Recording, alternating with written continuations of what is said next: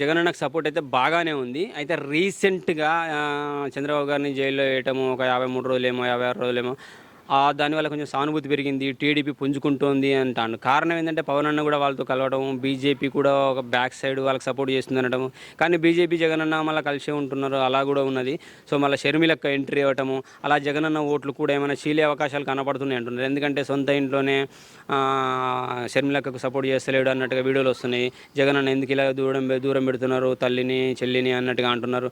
So, అదేమైనా minus అయ్యే అవకాశం ఉందేమో అనిపిస్తుంది. బీజేపీ అయితే ఎక్కువ లేదు.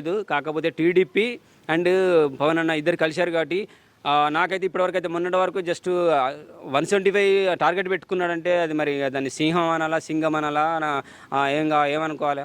ఒకే ఒక్కడిగా వచ్చేసి ఈరోజు ఎమ్మెల్యేలను, ఎంపీలను వాళ్ళని చూసి కాదు, జగనన్నను చూసి ఓటేస్తున్నారు. సో, ఆయన కట్అవుట్ తోటే గెలుస్తున్నారు. సో, అంత టార్గెట్ పెట్టుకున్నాడంటే ఆయన ధైర్యం ఏంటో ఒకసారి అర్థం చేసుకోండి.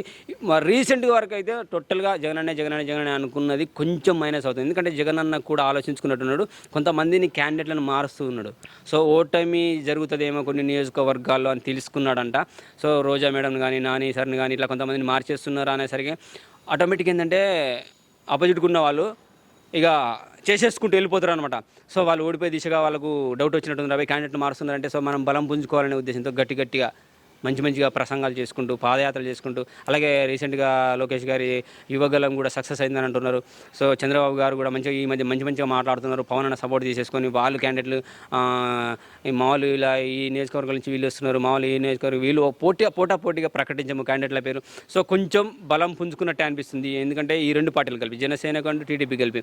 సో, జగన్ అయితే గట్టిగా ఉన్నాడు కాబట్టి గెలిచే అవకాశాలు అయితే ఎక్కువ ఆయనకే ఉన్నాయి. కానీ ఈ మధ్య రీసెంట్గా జరిగే పరిణామాలు చూస్తుంటే 50-50 అయితే వచ్చింది. వాళ్ళ వీళ్ళ అన్నట్టుంది. కూటమియా జగనన్న అనే స్థాయికి చేరింది.